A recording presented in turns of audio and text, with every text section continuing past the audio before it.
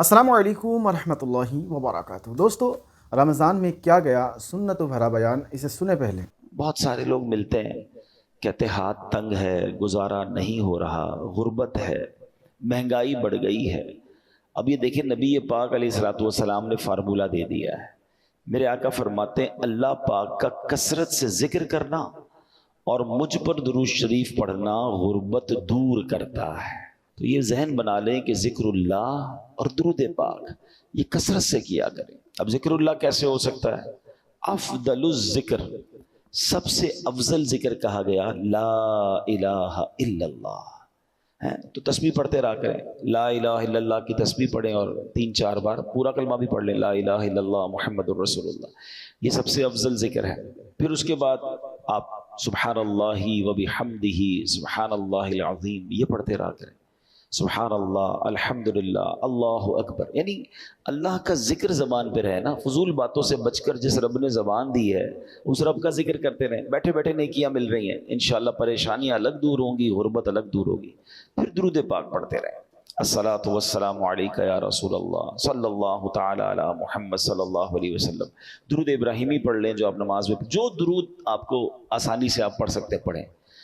تو کم از کم روزانہ اپنی روٹین میں کچھ تعداد میں ذکر الہی اور درود پاک کو ضرور شامل کریں۔ بہتر تو یہ ہے کہ ہر نماز کے بعد جو تسبیح فاطمہ ہے 33 بار سبحان اللہ، 33 بار الحمدللہ، 34 بار اللہ اکبر پڑھ لیا کریں۔ پھر اسی طرح ایک تسبیح درود پاک کی ہر نماز کے بعد پڑھ لیں تو انشاءاللہ اچھی کوانٹٹی میں ہو جائے گا۔ ایک بار محبت سے باآواز بلند درود پاک پڑھ لیجئے، صلو علی الحبیب صلی اللہ تعالی علی محمد صلی اللہ علیہ وسلم۔ اب ہم انشاءاللہ قرآن پاک کی وہ آیت انشاءاللہ پڑھیں گے اور اس کا ترجمہ اور اس کے بارے میں جانیں گے۔ اور میں نے یہ بھی بتایا ہوا ہے بیان میں کہ بے شک پورا قرآن ہی پڑھنا ہے، مگر قرآن میں کچھ خاص آیتیں ہیں جس میں اللہ نے مومنوں سے بات کی ہے، مجھ سے اور آپ سے ڈائریکٹ بات کی ہے۔ کیسے بات کی ہے؟ یا ایھا الذین آمنو کہہ کر، ٹھیک ہے۔ آج انہی میں سے ایک آیت ہم سنیں گے بھی اور پھر اس کو سمجھنے کی کوشش کریں گے۔ توجہ سے سننا ہے آپ نے۔ پارہ نمبر 17 ہے، سورہ حج ہے اور آیت نمبر 77 نمبر آیت۔ اللہ قرآن میں فرماتا ہے یا ایھا الذین آمنوا ارکعوا واسجدوا واعبدوا ربکم وافعلوا الخیر لعلکم تفلحون۔ صدق اللہ العظیم۔ آسان ترجمہ قرآن کنز العرفان۔ اللہ فرماتا ہے اے ایمان والو، رکوع اور سجدہ کرو اور اپنے رب کی عبادت کرو اور اچھے کام کرو اس امید پر کہ تم فلاح پا جاؤ۔ اب آتے ہیں اس آیت کی طرف جو ہم نے آیت تلاوت کی۔ 17واں پارہ ہے، سورہ حج ہے اور 77 آیت نمبر ہے۔ 3 نکاتی فارمولہ اللہ نے دیا ہے اور اس فارمولے میں انعام بھی بتا دیا ہے کہ جو ان 3 اسٹیپس کو فالو کر لے گا اسے کیا ملے گا؟ وہ فلاح پا جائے گا، ساری زندگی کامیابی سے گزارے گا، آخرت میں بھی اسے انعام مل جائے گا۔ یہی تو چاہیے نا کہ زندگی بیسٹ گزرے اور آخرت میں بھی محروم نہ رہو، ادھر بھی اللہ سکون دے ادھر بھی سکون دے۔ کچھ لوگ صرف یہیں کے سکون، یہیں کے مزے، یہیں کی راحت کے لیے جیتے ہیں، بس یار ادھر موج ہو جائے، دنیا میں مزے ہوں۔ میں سوال کرتا ہوں آپ سے، کسی شخص کے دنیا میں مزے ہیں، بڑا اچھا گھر بھی ہے، تو گاڑیاں بھی ہیں، تو پیسے بھی ہیں، تو جو بھی ہے، جس قبر میں مر کے جانا ہے وہ کیڑے انتظار کر رہے ہیں، وہ سانپ انتظار کر رہے ہیں، بتاؤ یہ زندگی اچھی ہے؟ اور اس کے بعد قیامت اور آخرت کا عذاب انتظار کر رہا ہے۔ کیا کرنا ہے اس دنیا کے مزے کا؟ کتنا ٹائم رہو گے اس دنیا میں؟ کوئی ہے جو 500-700-800 سال رہتا ہو؟ اب تو ہماری ایوریج لائف مشکل سے 60-70 سال، وہ بھی جی لیا تو جی لیا، اس سے پہلے ہی چلے جاتے ہیں لوگ۔ تو ایسی 50-60-70 سال کے مزے کے لیے قیامت تک کے لیے قبر میں عذاب بھگت لوں اور پھر اللہ نہ کرے قیامت کے دن بھی شرمندگی ہو، وہاں الگ تکلیف؟ نہیں، ہمیشہ پلاننگ یہ ہونی چاہیے دنیا میں بھی سکون ہو، ادھر بھی لائف اچھی گزرے، اللہ ادھر بھی لائف اچھی، وہ اور اس کی زیادہ فکر ہونی چاہیے۔ عقل مند کون ہوتا ہے؟ جدھر زیادہ رہنا ہے ادھر کی زیادہ تیاری۔ لاجک بھی یہی ہے نا۔ آپ میں سے کچھ ایسے ہیں جو کراچی کے رہنے والے نہیں ہیں، کراچی آئے ہوئے ہوں گے کام کاج کے لیے، تو آپ فکر کہاں کی کرتے ہیں؟ اپنے گاؤں میں گھر اچھا بن جائے، ادھر ذرا اچھا سکون کے ساتھ رہوں، تھوڑا ٹائم یہاں آیا ہوں پھر چلا جاؤں گا، ایسا ہی ہے نا۔ بالکل یہی ذہن بناؤ. ہم دنیا میں مہمان بن کر آئے ہیں, 50 60 70 سال کا ایگزام دینے آئے ہیں. اصل زندگی وہ ہے. کاش یہ بات ہمیں سمجھ آ جائے نا, تو پھر دنیا کی رنگینی کے لیے حرام نہیں کرے گا بندہ, پھر دنیا میں سکون پانے کے لیے کسی پر زیادتی نہیں کرے گا, پھر کیونکہ اس کو یہ پتہ ہے اگر تھوڑی تکلیف بھی ہے تو انشاءاللہ اس کے بعد بڑی راحت آنے والی ہے. اور اللہ پاک نے جو یہ قرآن کی جو میں آیت پڑھنے جا رہا ہوں نا, یہ عمل کوئی کر لینا, دنیا میں بھی سکون, آخرت میں بھی سکون, ادھر بھی مزے انشاءاللہ ادھر بھی مزے. اب 3 نکاتی فارمولہ ہے, پراپرلی توجہ سے سنیے. اللہ قرآن میں فرماتا ہے اے ایمان والو. دیکھو بات مجھ سے اور آپ سے ہو رہی ہے, بے ایمان سے تو نہیں ہو رہی نا. جب مجھ سے اور آپ سے اللہ بات کر رہا ہے تو بی کانشیس, توجہ سے سنیں نا. اور ہم پڑھتے ہی نہیں ہیں کہ اللہ نے قرآن میں مجھ سے اور آپ سے کیا بات کی ہے. 89 ٹائمز اللہ نے بات کی ہے قرآن میں, 89 آیتیں ہیں. میں نے پہلے بھی مشورہ دیا ہے, دوبارہ دیتا ہوں. اب ہم پورے قرآن میں خود سرچ کریں تو بڑا مشکل ہے. دعوت اسلامی والوں نے آسان کر دیا, یا ایھا الذین آمنوا والی ساری آیتیں جمع کر کے ایک کتاب جاری کر دی ہے. اس کتاب کا نام کیا ہے؟ اے ایمان والو. اچھا وہ کتاب آپ کہاں سے لے سکتے ہیں؟ مکتبۃ المدینہ دعوت اسلامی کا ادارہ ہے, اس کی ویب سائٹ پہ جائیں, وہ آپ کو گھر پہ ڈراپ کر دیں گے. آپ کو لگتا ہے یار کتاب خریدنے میں پیسے خرچ ہوں گے, ہمیں پیسے نہیں کمانے. ہم نے دعوت اسلامی .net پر یہ کتاب فری ڈاؤن لوڈ کے لیے رکھ دی ہے. ڈاؤن لوڈ کیجئے, پڑھ لیجئے, پڑھیں تو صحیح کہ اللہ نے فرمایا کیا ہے. اب ان میں سے ایک آیت ہے, اللہ نے فرمایا یا ایھا الذین آمنوا ارکعوا واسجدوا. پہلا نقطہ, ہم 3 پوائنٹس کو کنٹینیو ڈسکس کریں گے, ٹھیک ہے. پہلی بات کیا فرمائی؟ اے ایمان والو رکوع اور سجدہ کرو. اس کا مطلب یہ ہے کہ رکوع اور سجدے کرو کا کیا مطلب ہے؟ نماز پڑھو.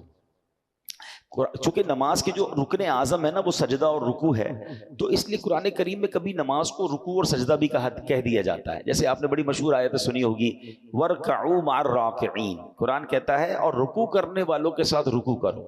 بندہ صرف رکوع تو نہیں کرتا نا, پوری نماز پڑھتا. یہ اشارہ ہے, اور یہاں جماعت سے نماز پڑھنے کی طرف اشارہ ہے کہ لوگ جب نماز پڑھ رہے ہیں تو جماعت ہو رہی ہے, ان کے ساتھ مل کر نماز پڑھو. تو یہ قرآن کا ایک انداز ہے. تو اب پہلا نسخہ کیا قرآن نے دے دیا؟ فرسٹ پوائنٹ, کامیابی کا, فلاح کا پہلا نسخہ کہ نماز پڑھنی ہے. پھر دوسرا کیا ہے؟ اچھا اسی میں آگے اللہ نے کیا فرمایا؟ وَاعْبُدُوا رَبَّكُمْ. اور اپنے رب کی عبادت کرو. پہلے میں نماز کہہ دی, تو اب دوسرے میں کیا ہے؟ دوسرے نقطے میں اس کا مطلب علماء نے فرمایا اس کے 3 معنی بنتے ہیں, یعنی 3 باتیں ارشاد فرمائی گئیں. اے ایمان والو کامیابی پانے کے لیے خالصتاً اللہ پاک کی عبادت کرو. عبادت کرنی ہے مگر اللہ کے لیے, ریاکاری, دکھاوا, لوگوں کو پتا چلے میرا نام ہو جائے, نہیں, اللہ کے لیے خالصتاً. یہاں اس سے ایک مراد یہ ہے. پھر فرمایا اے ایمان والو نماز کے علاوہ جتنی قسم کی عبادتیں ہیں, صرف نماز تو عبادت نہیں ہے نا, روزہ ہے, زکوٰۃ ہے, اگر حج فرض ہے تو حج کرو, تلاوت کرو, درود پاک پڑھو, ماں باپ کی خدمت کرو, وغیرہ وغیرہ. اب یہ عبادتیں بجا لاؤ. یہاں دوسرا نقطہ یہ ہے, اس کی تیسری بات علماء نے یہ فرمائی کہ اے ایمان والو کامیابی پانے کے لیے عبادت کرو, پورے اخلاص کے ساتھ کرو, مگر ساتھ ساتھ گناہوں سے بھی بچتے رہو. یہ بڑا مسئلہ ہے. ہم عبادت تو کر لیتے ہیں, ابھی دیکھیں نا رمضان آئے گا تو ماشاءاللہ تقریباً لوگ جن کو اللہ پاک نے ہدایت دی ہے وہ نماز بھی پڑھتے ہیں, روزے بھی رکھتے ہیں, تراویح بھی پڑھتے ہیں, لیکن گناہ سے بچنے والی جو سائیڈ ہے نا ہم اس کو نہیں دیکھ پا رہے ہوتے ہیں, اور یہ بہت ضروری ہے. اس کو آپ آسان لفظوں میں یوں سمجھیں کہ آپ کبھی ڈاکٹر کے پاس جائیں اور آپ کہیں میرا گلا بڑا خراب ہے, اور ڈاکٹر آپ کو گلے کی دوائی دے. آپ تھوڑے دنوں بعد جائیں کہ ڈاکٹر صاحب ساری دوائی پی لی ابھی تک گلا ٹھیک نہیں ہوا. تو ڈاکٹر صاحب کہیں کہ بھائی آپ نے کوئی ٹھنڈے پانی سے اور کھٹے سے پرہیز کیا تھا؟ تو آپ کہیں نہیں, میں تو دوائی بھی ٹھنڈے پانی سے ہی پیتا ہوں. تو ڈاکٹر کیا کہیں گے, آپ اور 2-4 ڈبے بھی کھا لیں پھر بھی آپ کا گلا ٹھیک نہیں ہونا. دوائی کے ساتھ ساتھ پرہیز بھی تو ضروری ہے نا. اب اس کو اس طرح سمجھیں کہ ہم دوائی تو لے رہے ہیں نمازیں پڑھ کے, روزے رکھ کے, مگر پرہیز نہیں کر رہے, گناہ بھی کر رہے ہیں, دونوں ساتھ چلا رہے ہیں. نہیں, قرآن کیا کہتا ہے؟ اے اللہ کے بندو اللہ کی عبادت کرو مگر گناہ سے بھی بچو. اور اب آئیے آگے چلتے ہیں, ایک حدیث پاک سے اس بات کو ذرا اور سمجھ لیں گے تو اور بات کلیئر ہو جائے گی. پیارے آقا علیہ الصلوۃ والسلام نے حضرت ابو ہریرہ رضی اللہ عنہ کو نصیحت فرمائی, کن ورعن تکن اعبد الناس. اے ابو ہریرہ پرہیزگار ہو جاؤ, گناہوں سے بچتے رہا کرو, سب سے بڑے عبادت گزار ہو جاؤ گے. ہم کیا سمجھتے ہیں بہت زیادہ عبادت کرنے والا عبادت گزار ہوتا ہے. یقیناً عبادت کرنی ہے مگر گناہ سے بچنا از ویری امپورٹنٹ. یہ دونوں ملیں گے تو سمجھ لیں اس کی برکتیں ملیں گی. اس کو اور اچھے انداز سے سمجھیے. حضرت عمر فاروق رضی اللہ تعالیٰ عنہ مسلمانوں کے دوسرے خلیفہ ہیں نا, لوگوں سے خود آپ نے ایک سوال کیا, ساتھی بیٹھے تھے آپ کے, آپ نے کوشچن کیا ای الناس افضل, لوگوں میں سب سے افضل بندہ کون ہے؟ لوگوں نے عرض کی نمازی. نمازی افضل ہے؟ تو آپ نے فرمایا نہیں, نمازی بھی بعض دفعہ گناہ کرتا ہے, نیکیاں بھی کرتا ہے. یہ بھی تو ممکن ہے کہ نماز بھی پڑھے اور بہت سارے گناہوں میں مبتلا بھی ہو. فرمایا نہیں, صرف نمازی افضل نہیں ہو سکتا. لوگوں نے عرض کی راہ خدا میں لڑنے والا, جہاد کرنے والا. فرمایا یہ بھی گناہ بھی کرتا ہے, نیکیاں بھی کرتا ہے. تو لوگوں نے کہا روزہ دار افضل ہے. حضرت عمر کہتے ہیں روزہ دار بھی گناہ کرتا ہے, روزہ بھی رکھتا ہے. ہر روزہ دار تو سارے گناہوں سے نہیں بچتا. پھر خود فاروق اعظم رضی اللہ تعالیٰ نے جواب دیا, افضل کون ہے؟ فرمایا سب سے افضل بندہ صاحب ورع ہے, یعنی پرہیزگار ہے, یعنی گناہوں سے بھی بچنے والا ہے. تو پھر وہ اطاعت گزاروں میں ہے, پھر اس کی اطاعت مکمل ہو جاتی ہے. تو اصل بات ہے گناہوں سے اپنے آپ کو بچانا.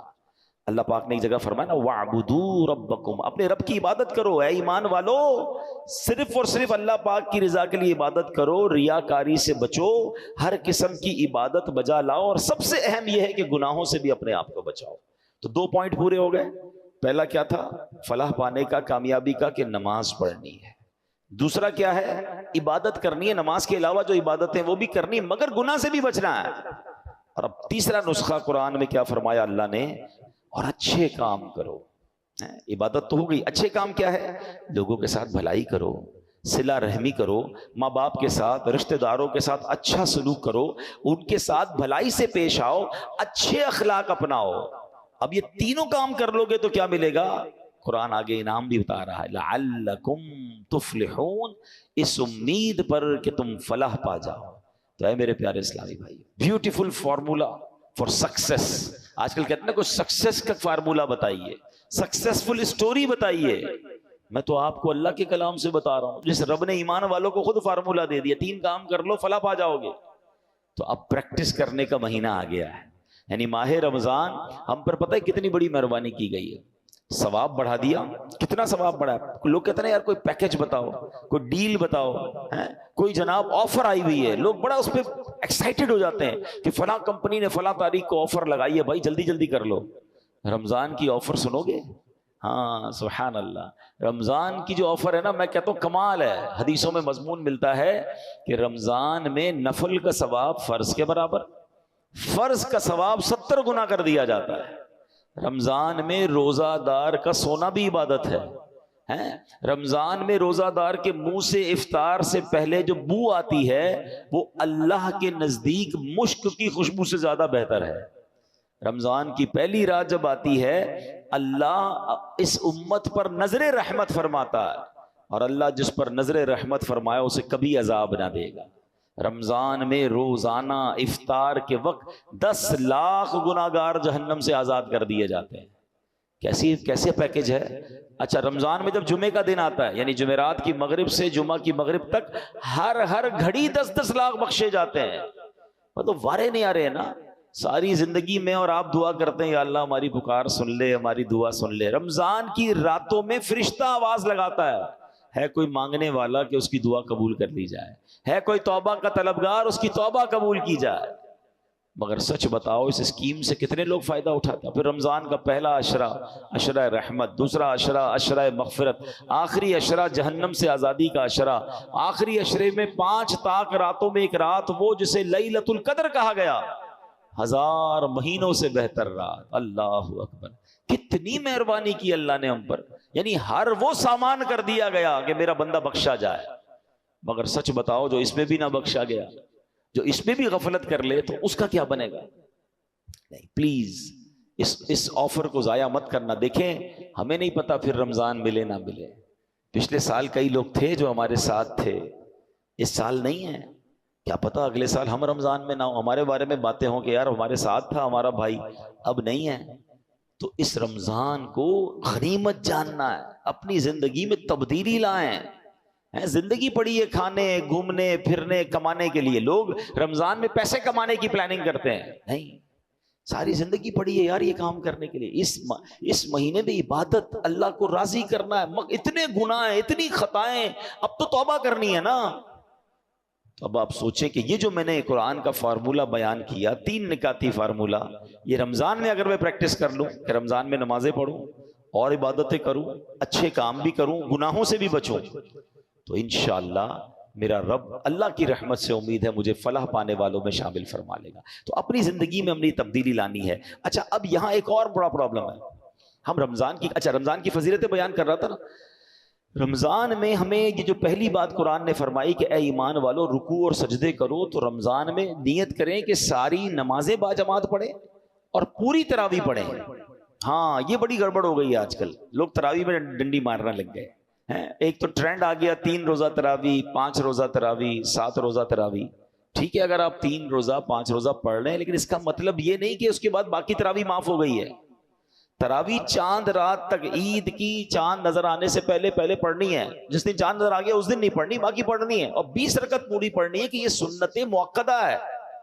اچھا، اس کے علاوہ آپ سمجھیے نا، حدیث پاک میں آتا ہے جس کا مضمون ہے کہ جو رمضان میں ایک سجدہ کرے اس کو ایک سجدے کے بدلے 1500 نیکیاں ملیں گی۔ ہر سجدے پر جنت میں سرخ یاقوت کا محل عطا فرمایا جائے گا، اور فرمایا ایک درخت ایسا اسے جنت میں دیا جائے گا، اس کا سایہ اتنا بڑا ہوگا، اس کی ڈائمنشن اتنی بڑی ہوگی کہ گھڑ سوار یعنی ہارس رائڈر 500 سال تک دوڑتا رہے اس کا سایہ ختم نہیں ہوگا، یا اتنا سایہ ہوگا۔ اب مجھے بتاؤ، یہ ہر سجدے پر انعام ہے۔ مبارک کونے جو پوری تراویح پڑھتے ہیں، 20 تراویح پڑھیں تو کتنے سجدے ہو گئے؟ 40 سجدے ہو گئے۔ 40 سجدے پر 1500 نیکیاں ملیں تو 60,000 نیکیاں، 40 جنت کے گھر، 40 جنت کے درخت ملتے ہیں اس کو جو پوری تراویح پڑھتا ہے۔ اب کچھ لوگوں نے 8 پڑھ کے چلے جانا ہے، تو خود سوچیں کتنا بڑا لاس کر رہے ہو اپنا۔ جو پڑھتے ہی نہیں وہ خود سوچیں میں کتنا، بلکہ میں تو کہتا ہوں صرف تراویح کیوں، تہجد پڑھنا رمضان میں آسان ہو جاتا ہے۔ بندہ جو ہے وہ سحری میں تو اٹھتا ہی ہے، تو 2 رکعت تہجد پڑھ لے، 4 رکعت پڑھ لے، 12 رکعت تک پڑھی جا سکتی ہے۔ اللہ بس توفیق دے، ذہن مل جائے۔ اور سحری کے وقت دعا کرنا یہ خاص دعا کی قبولیت کا وقت ہے۔ اللہ کریم قرآن مجید میں کیا ارشاد فرماتا ہے؟ وَبِالْأَسْحَارِ هُمْ يَسْتَغْفِرُونَ، اور رات کے آخری پہروں میں بخشش مانگتے ہیں۔ یہ نیک لوگوں کا وصف قرآن میں بیان کیا۔ سحری میں اٹھیں، ایک تسبیح استغفار کی بھی پڑھ لیں، استغفر اللہ استغفر اللہ استغفر، دعا کریں اور پھر سحری کر لیں۔ 10 منٹ پہلے اٹھ جائیں نا۔ یعنی ایک ایک سجدے پر اگر مجھے ایک جنت کا گھر مل رہا ہے، جنت کا درخت مل رہا ہے، 1500 نیکیاں مل رہی، تو کیوں سستی کرنی ہے؟ ساری رات گھومنا پھرنا، کرکٹ کھیلنا، پتہ نہیں کھانا پینا، اسی میں قوم لگی ہوئی ہے۔ نہ کریں ایسا۔ ساری زندگی آپ کھا پی سکتے ہیں، رمضان اس لیے نہیں ہے۔ پلیز اس میں عبادت کر لیجئے، اللہ کو راضی کر لیجئے، ڈھیروں نیکیاں کما لیجئے۔ میں چوٹ کرنے کے لیے، سمجھانے کے لیے کہہ رہا ہوں۔ چلے ہماری اس مسجد میں اگر ہم ایک اعلان کر دیں، کوئی بڑے صاحب آ جائیں اور اعلان کر دیں کہ بھائی اس رمضان میں جتنے لوگ تراویح پوری پڑھیں گے، 20 رکعتیں پڑھیں گے، جاتے جاتے 60 ہزار روپے کیش ان کو لفافے میں دیے جائیں گے، اور ایک DHA کا پلاٹ دیا جائے گا۔ مجھے بتاؤ، اس مسجد میں جگہ تو چھوڑے، روڈے ووڈے سب بھر جائیں گی نا؟ اور لوگ پھر آخری دن دعا بھی کریں گے، یا اللہ 29 کا چاند نہ دکھے، 30 کا دکھے، ایک پلاٹ اور مل جائے گا، ایک 60,000 کا لفافہ اور مل جائے گا۔ ویسے لوگ یہی دعا کر رہے ہوتے ہیں جن کو روزے بھاری پڑتے ہیں کہ 29 میں رمضان چلا جائے، معاذ اللہ۔ ارے ایک دن اور مانگ لو یار۔ اب میں چوٹ کر رہا ہوں آپ کو، 60,000 روپے روز تراویح پہ ملے اور ایک DHA کا پلاٹ ملے، ہر بندہ پوری تراویح پڑھے گا۔ میں آپ کے نبی کا حدیث سنا رہا ہوں آپ کو، ہر سجدے پر 1500 نیکیاں ہیں، ہر سجدے پر ایک جنت کا گھر ہے۔ یار کیا دنیا کی چیزیں میں کام آئیں گی؟ ہم کیوں دنیا کی اسکیم کے لیے ریڈی ہیں اور جنت کے خزانے بٹ رہے ہیں اور ہم بھاگ جاتے ہیں؟ اچھا، آتے ہیں کچھ لوگ نا، رمضان میں ہم نے ٹرینڈ دیکھا ہے، پہلے 3-4 دن مسجد فل ماشاءاللہ، اور چوتھے دن سے ایک ایک صف پیچھے سے کم ہونا شروع ہوئے گی، اور آہستہ آہستہ پھر 15-17 رمضان تک نمازی کم ہو جائیں گے، پھر آخری طاق راتوں میں جوش آئے گا تو آئیں گے۔ ایسا نہ کرو یار پلیز۔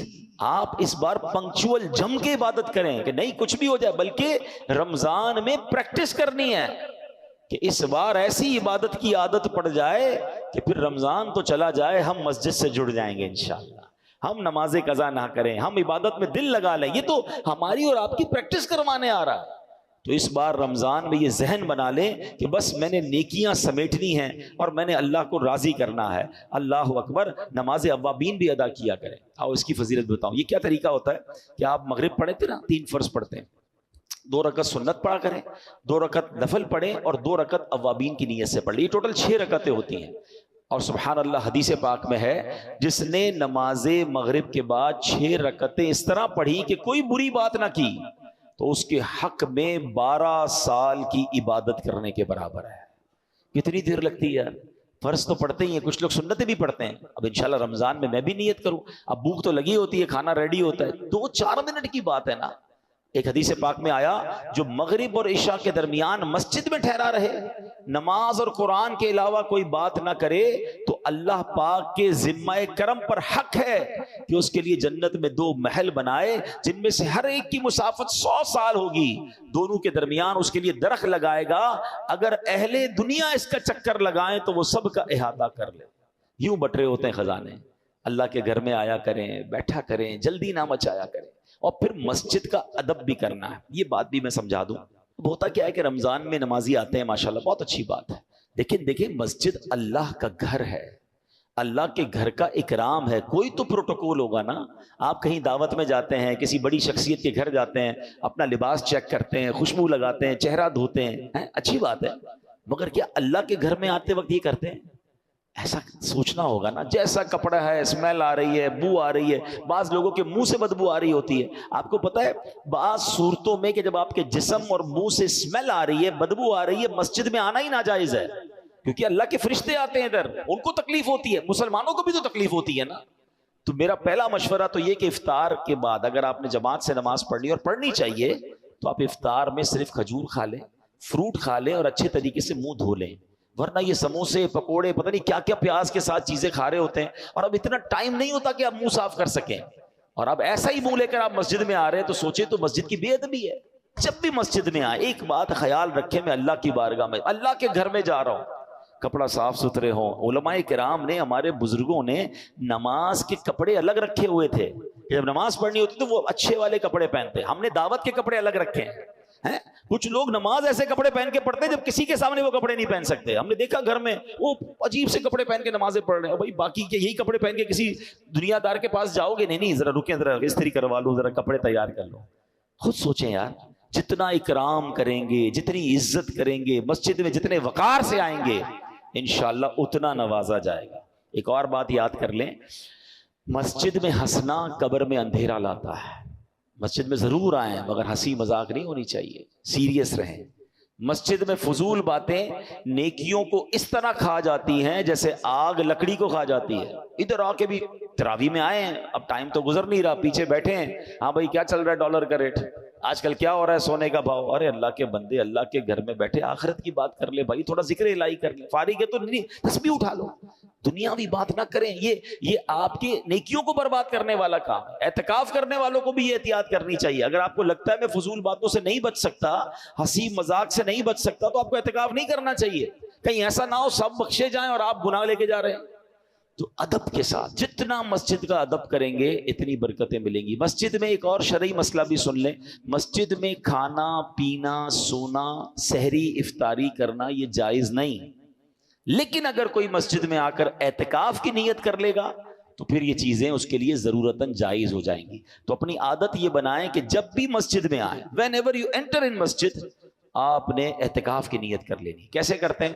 دل میں کر لیں میں اعتکاف کی نیت کرتا ہوں، زبان سے کہہ لیں نویت سنت الاعتکاف، تو اب آپ کا یہ کھانا پینا وغیرہ جائز ہو جائے گا۔ اب میں بڑی اہم بات کی طرف آخر میں توجہ دلانا چاہتا ہوں کہ نبی پاک کی پہلے ایک حدیث سن لیں۔ میرے آقا علیہ الصلوۃ والسلام فرماتے ہیں فاتقوا شہر رمضان، فرمایا ماہ رمضان کے معاملے میں ڈرو۔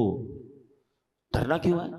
ہاں، آقا فرماتے ہیں فَإِنَّهُ شَهْرُ اللَّهِ، بے شک یہ اللہ پاک کا مہینہ۔ نبی پاک فرماتے ہیں اللہ پاک نے تمہارے لیے 11 مہینے رکھے ہیں، کھاؤ پیو لذت اٹھاؤ، مگر ایک مہینہ اللہ نے اپنے لیے خاص فرما لیا ہے۔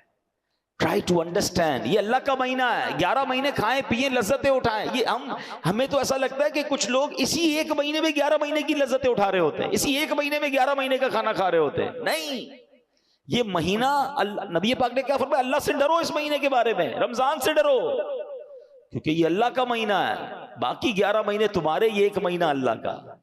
مگر سچ بتائیں آج حال کیا ہے؟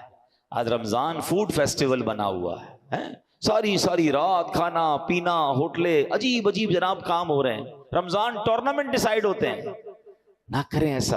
دیکھیں رمضان میں ثواب تو بڑھا دیا گیا، مگر ایک بات اپنے ذہن میں بٹھا لیں کہ جب کسی مقام یا کسی دن یا کسی ٹائم کا مقدس ہو جاتا ہے، وہ مبارک وقت ہوتا ہے، مبارک دن ہوتا ہے یا ایام ہوتے ہیں، اس جگہ پر یا اس وقت میں گناہ کرنا اس کی پنشمنٹ بھی زیادہ ہوتی ہے، اس کی سیویرٹی بھی زیادہ ہوتی ہے. مثال کے طور پہ کوئی بندہ روڈ پہ گناہ کرے، غلط ہے، اور مسجد میں آ کے کرے، تو آپ کیا کہیں گے؟ خدا کا خوف کرو یار، اللہ کے گھر میں ہیں. اگر کوئی پاکستان میں گناہ کرے غلط ہے، مگر مکے میں جا کے گناہ کرے تو کیا ہوگا؟ مکے میں ایک نیکی 1,00,000 نیکی کے برابر، ایک گناہ 1,00,000 گناہ کے برابر. بالکل اسی طرح رمضان میں اجر بڑھا دیا گیا. رمضان میں پتہ ہے ہم پر سب سے بڑی مہربانی کیا ہوئی ہے؟ لاجک کیا کہتی ہے؟ چیلنج بڑھا تو انسینٹیو بڑھا، ریوارڈ بڑھا. جیسے جیسے ٹارگٹ پورا کرو گے تب پیسے زیادہ ملیں گے نا. دنیا کا تو دستور یہی ہے، مگر اللہ نے کیا کیا؟ کوئی چیلنج نہیں، شیطان ہی بند کر دیا. لاجک کیا کہتی کہ بھئی یہ حکم ہوتا، شیطان کا پاور بڑھا دیا ہے، اب وہ تم پہ زیادہ اٹیک کرے گا، اب تم بچ کر نیکیاں کرو گے تو زیادہ ثواب ملے گا. نہیں، ایسا نہیں ہے، شیطان بند. اور کہا اب کرو نیکیاں اور ثواب ڈبل، ثواب بڑھا دیا، ثواب زیادہ. مگر اس سارے انتظام کے باوجود بھی کوئی گناہ کرے، اب اس کی سزا بھی زیادہ ہے. یہ سمجھیے پلیز. ہم نیکیوں کی طرف تو بعض اوقات توجہ دیتے ہیں، گناہ سے نہیں بچ پا رہے ہوتے. رمضان میں بھی چل رہے ہوتے ہیں گناہ. حدیث پاک میں آتا ہے، میرے آقا علیہ الصلوۃ والسلام فرماتے ہیں کہ حدیث پاک کا مضمون ہے کہ رمضان میں جو گناہ کا کام کرتا ہے، اللہ پاک اس کے سال بھر کے اعمال ضائع فرما دیتا ہے. رمضان میں گناہ پورے سال کے اعمال برباد کر سکتا ہے. تو پلیز آپ نے دیکھیں، تھوڑا سکون سے بیٹھیے. میرا مشورہ ہے، میں آپ کو بہت دل سے یہ مشورہ دے رہا ہوں. ایک لسٹ بنانی پڑے گی، تھوڑا ریئلائز کرنا ہوگا کہ میں رمضان میں گناہ نہ کروں، یہ کیسے پاسبل ہے. تو سب سے پہلے یہ دیکھنا ہوگا کہ میں کس کس راستے سے گناہ کرتا ہوں. مجھے وہ سارے دروازے، I have to close all my doors، وہ سارے دروازے بند کرنے ہوں گے جس سے گناہ آتا ہے. اور اس میں شاید سب سے بڑا ہمارا موبائل فون. موبائل فون میں سارے پیجز لائک کیے ہوئے ہیں، سارے گروپوں میں شامل ہیں. جیسے ہی موبائل کھولتے ہیں کوئی ویڈیو آ جاتی ہے، کوئی میوزک ہے، کوئی بے پردگی ہے، کوئی بے حیائی ہے، سب دیکھ رہے ہیں. رمضان میں اگر گناہوں سے بچنا ہے تو سوشل میڈیا کا استعمال کم کر دیں، بند کر دیں. میں تو کہتا ہوں ضرورت ہے واٹس ایپ پہ کسی کو سوال جواب کرنا ہے کر لیا، ورنہ نہ جائیں کسی سوشل میڈیا پیج پر. ہم گناہ کیے بغیر واپس آتے نہیں ہیں. مجھے گناہ سے اپنے اعمال بچانے، ورنہ 1 سال کے اعمال کہیں برباد نہ ہو جائے، یہ سوچ لیں. پھر اس کے بعد اگر کوئی ایسی گیدرنگ ہے کہ جہاں میں جاتا ہوں اور وہاں جانے سے گناہ سے بچتا نہیں ہوں، دوستوں میں بیٹھتا ہوں تو ہنسی مذاق کے علاوہ غیبتیں ہو رہی ہیں، جھوٹ ہو رہا ہے، دل آزاریاں ہو رہی ہیں، تو اس سے اپنے آپ کو بچانا ہے تو اس گیدرنگ کو چھوڑ دیں. رمضان میں ہیں، مسجد میں رہیں، عبادت کریں، تلاوت کریں، گھر بیٹھیں مدنی چینل دیکھ لیں، فیضان مدینہ تشریف لے آئیں. بلکہ میں تو آپ کو ایک لائف ٹائم ایکسپیرینس بتاتا ہوں. کمال ہے دعوت اسلامی کا، پورا مہینہ گناہوں سے بچانے کا ایک فارمولہ دعوت اسلامی نے کیا دیا ہے. امیر اہل سنت نے سبحان اللہ کہ پورے مہینے کا اعتکاف فیضان مدینہ میں ہو رہا ہے. آپ کو جان کر حیرت ہوگی، نبی پاک علیہ الصلوۃ والسلام نے زندگی میں ایک بار پورے مہینے کا اعتکاف فرمایا تھا. پھر فرمایا کہ آخری عشرے کی 5 طاق راتوں میں ایک شب قدر ہے، آؤ میرے ساتھ اعتکاف کر لو. کیا زندگی میں ایک مہینہ ہم ایسا نہیں دے سکتے کہ ہم تمام گناہوں سے بچنے کے لیے اللہ کے گھر میں بیٹھ جائیں؟ آپ کے لیے پورا مہینہ ممکن نہیں، آخری عشرے کا اعتکاف کریں. لیکن اس مہینے میں ایک ٹارگٹ آج نیت کر کے جائیے، کچھ بھی ہو جائے ایک بھی گناہ نہیں کروں گا انشاءاللہ. شیطان بند ہے پھر بھی گناہ کروں یار، پھر بھی جھوٹ، پھر بھی غیبت، پھر بھی دل آزاری، پھر بھی حرام روزی نہیں. آنکھوں کو گناہ سے بچائیں، ہاتھوں کو بچائیں. اللہ مجھے بھی یہ عمل کرنے کی توفیق عطا فرمائے، آپ کو بھی نصیب فرمائے. رمضان میں ایک اور نیکی ضرور کیجئے گا کہ اللہ کی راہ میں دل کھول کر خرچ کریں. یہ ماہ سخاوت بھی ہے، اپنے لیے بھی، اپنے رشتہ داروں، اپنے غریب ملازمین، ان کو تقسیم کریں، سحری افطاری کرائیں، اللہ کی راہ میں خرچ کریں. یہ خرچ کرنے سے مال کم نہیں ہوتا. انشاءاللہ آپ اپنی آنکھوں سے اس میں ملٹیپلیکیشن دیکھیں گے. جس کی زکوٰۃ کا ٹائم پورا ہو گیا وہ پوری زکوٰۃ ادا کرے. اور پھر میری گزارش ہے کہ آپ بھی دعوت اسلامی کا ساتھ دیں، آپ بھی اس نیکی کے کام میں اپنا حصہ ملائیں. تو اس بار اپنی زکوٰۃ میں، اپنے ڈونیشنز میں، ہزاروں مدارس ہیں، لاکھوں علماء اور حفاظ بن رہے ہیں، تو دعوت اسلامی کا ساتھ دیں اور اپنا ڈونیشن، اپنا فطرہ، اپنی زکوٰۃ میں دعوت اسلامی کو ضرور یاد رکھیں. اللہ کریم عمل کی توفیق عطا فرمائے، آمین. دوستو، آپ نے بیان کو سنا اور اس میں آپ نے قرآن پاک کی روشنی میں کامیابی کے چند نسخے سماعت کیے.